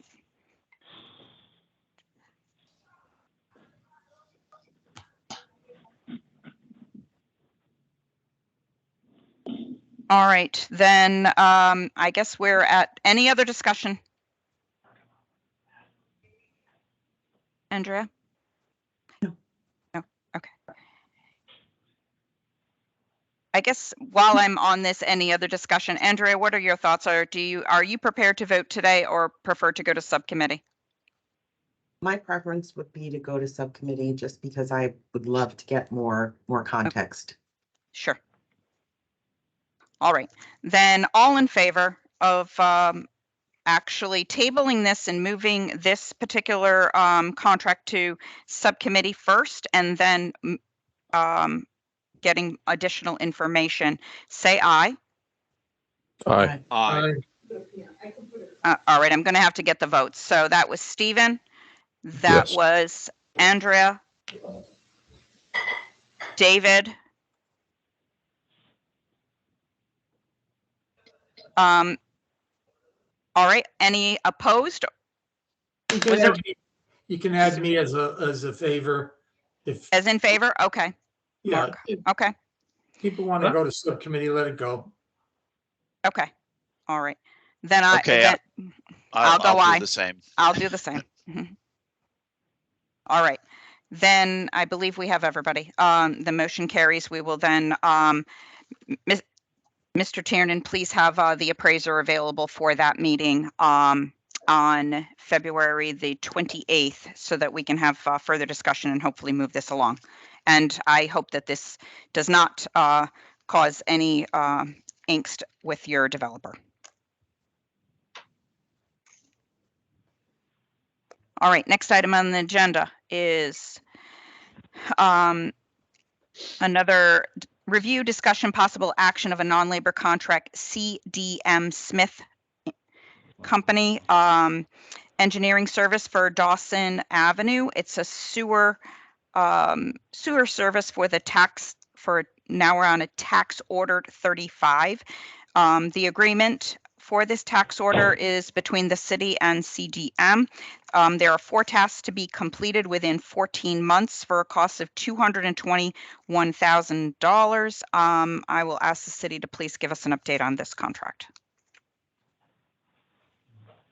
So this was a contract, this is task order 35 of a master service agreement that was put into place between the city and CDM Smith in March of 2015. Just as Ms. Kennison said, this is a sewer project on Dawson Avenue. There's 4 parts to it, totaling a little over $200,000. Task orders 31 through 34 and 36 were previously approved by the Marb in the September 22 meeting. This is task order 35 of the same project. And if there's any questions, the city engineer Abdul Qadir is here as well to help answer anything. Thank you. Was that Rick? Yes, it was. Thank you. Mr. White. Same standing question. Any relationship between the folks that are running the contractor and the city? There are not, and we will be happy to provide you with an ethics disclosure form as well. Whatever. Yeah. I think if in making the presentation, if you could just touch on that, and it would move things before. Thank you very much. My pleasure. Any other questions? Can I get a motion? So moved. Thank you, Mark. Second? I'll second. Second it. Steve I'll Felsinger. take- Thank you, Steve. Any other discussion? All right, I hear none. All in favor? Aye. Aye. Aye. I think I heard everybody. There was no opposed, right? All right, motion carries. Thank you. Next item on the agenda is a purchase of a Caterpillar Model 304 mini excavator, and the state contract was used for this.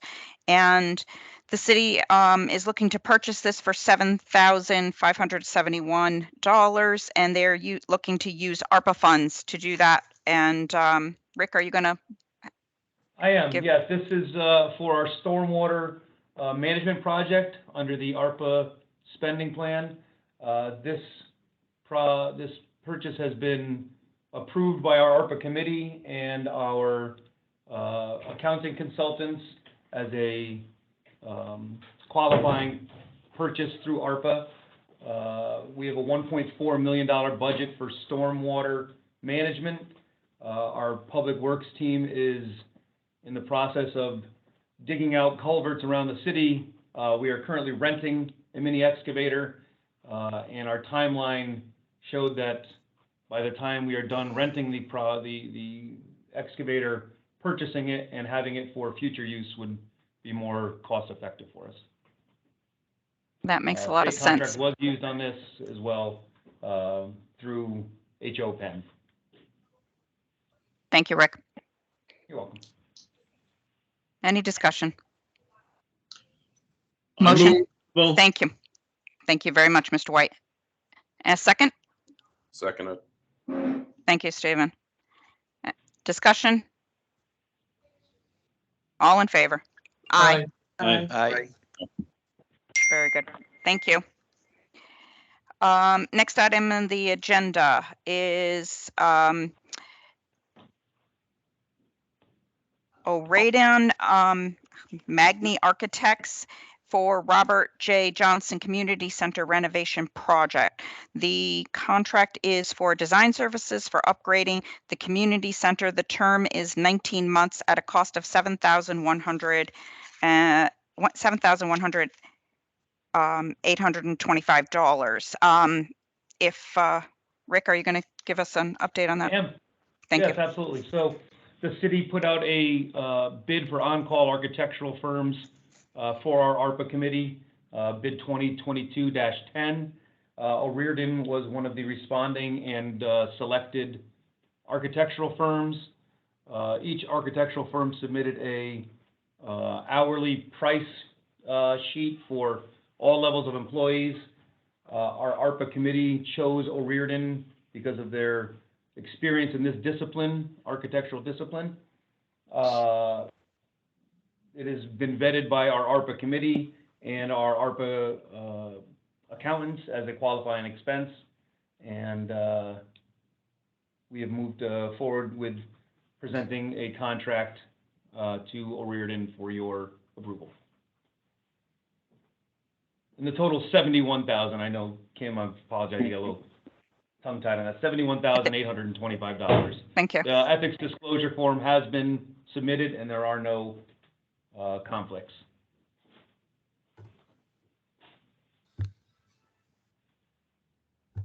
Can we get a motion, or do you have a question? So moved. Oh, thank you, Mark. Second. Thank you, Bob. Any discussion? None. All in favor? Aye. Aye. Aye. Thank you. The motion carries. Next item on the agenda is Diversity Technology Consultants for the Beach Street Improvement Amendment Number 3. And this item was on the agenda in January meeting, and it was requested to be removed by the city as additional information was needed prior to coming forth. The amendment is for construction engineering and additional design services for the Beach Street project. The original contract term is to be extended through March 30 of 24. The total cost of the service is $287,782. Money's coming from, City, if you can, Rick, are you doing this? It's coming from a state grant. It's Lee Tiernan. Lee? okay, thank you.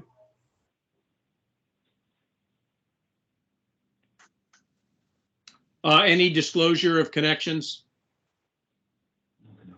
No connections, and this contractor is actually on the state bidding list. Thank you. Very good. Move acceptance. Thank you, Bob. And a second? Second. Thank you, Mark. Discussion?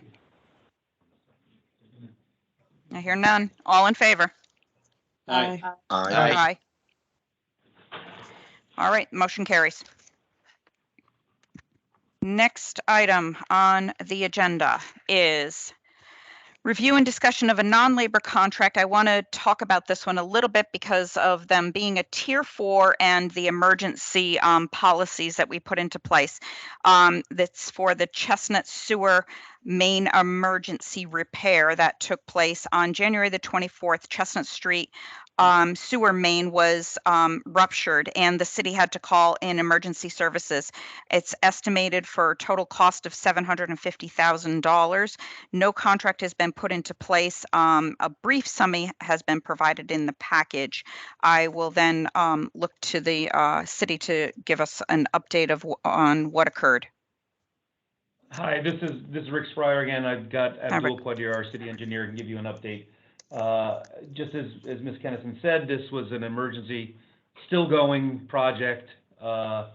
January 24th, we had a sewer main rupture, which caused backups into numerous homes in the city. So this was kind of a hurry up and get it done project to mitigate any public health emergencies with the sewage. So I'll leave Abdul to answer any questions you have on this project.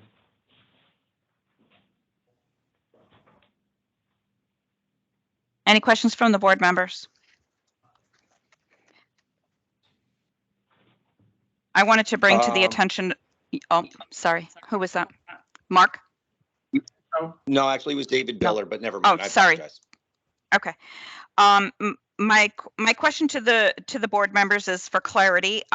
This does fall under an emergency contract situation where the city then can go forth and actually, attend to the emergency need that they have experienced.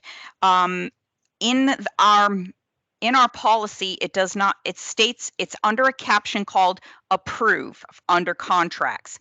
Now, we did not actually, call out any kind of language that would have said we didn't a post after the emergency occurs. Should we have a post approval, or should the city have the liberty of being able to handle those contracts on their own?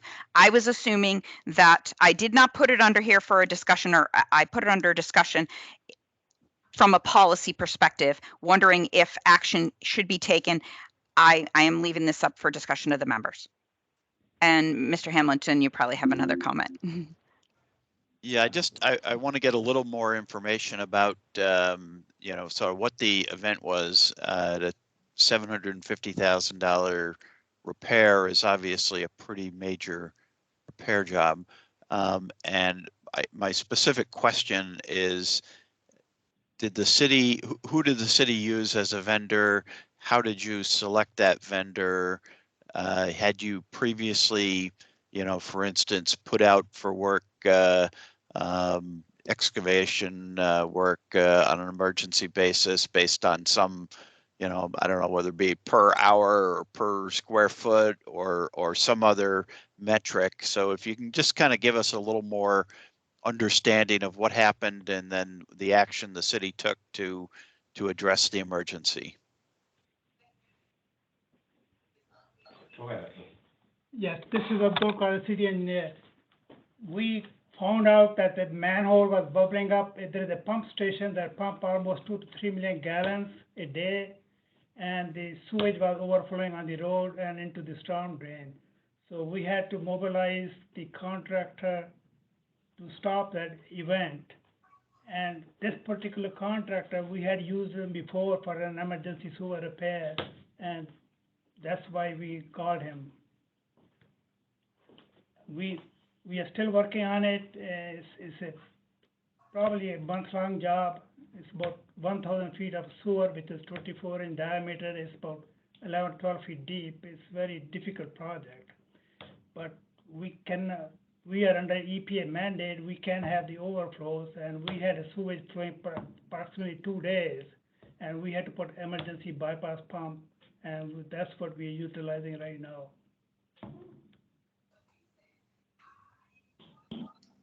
So it sounds like it was you selected this vendor because you've used them for previous sewer repair work or sewer installation work.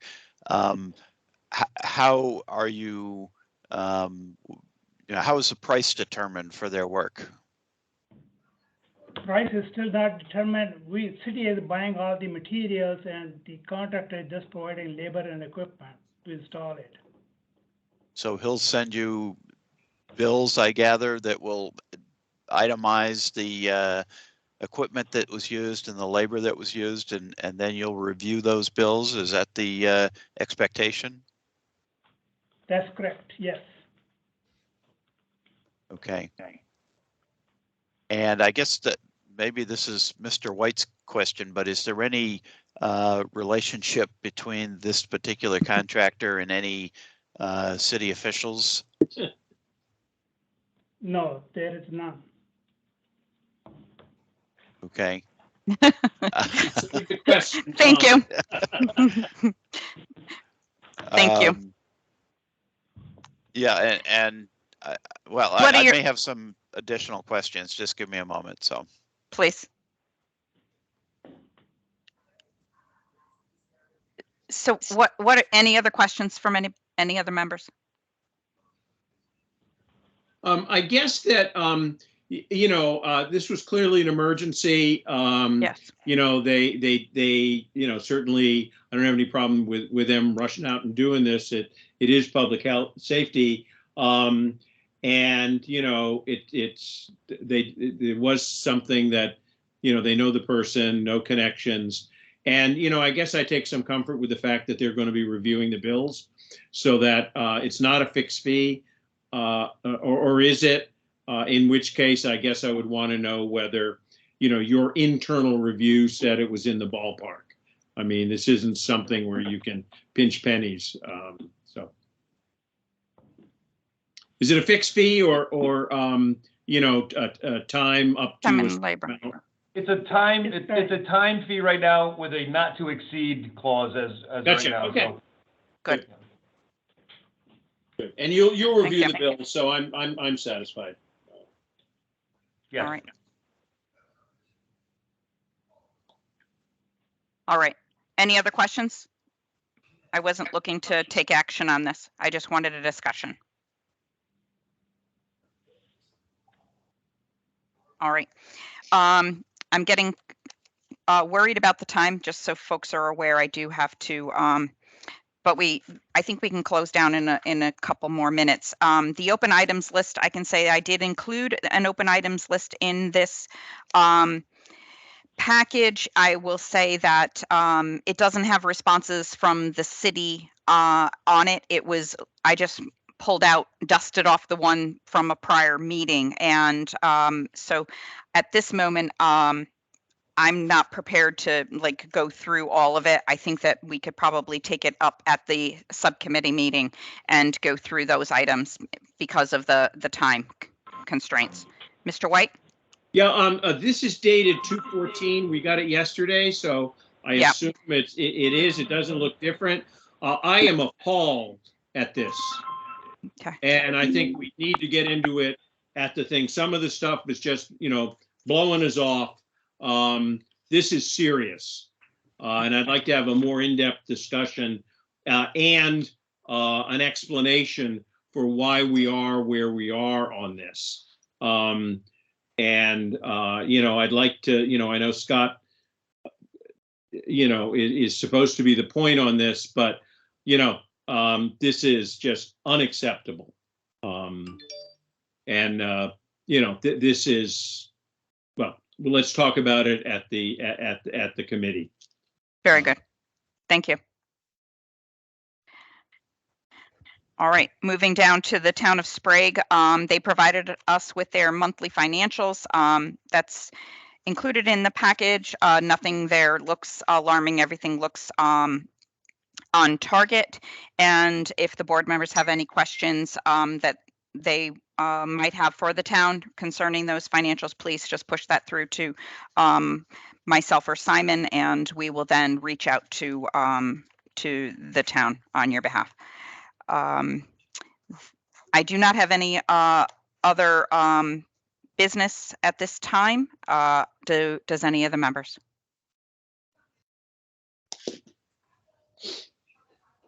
No. All right. Can I get a motion to adjourn? So moved. Thank you, Mark. Second. Thank you. Was Second. that David? It Thank is. you. Thank you, David. All in favor? Aye. Aye. Aye. Aye. Thank you all. And Bye-bye. for your time. Bye. So we're not staying on now, is that right? No, I don't think so. It's,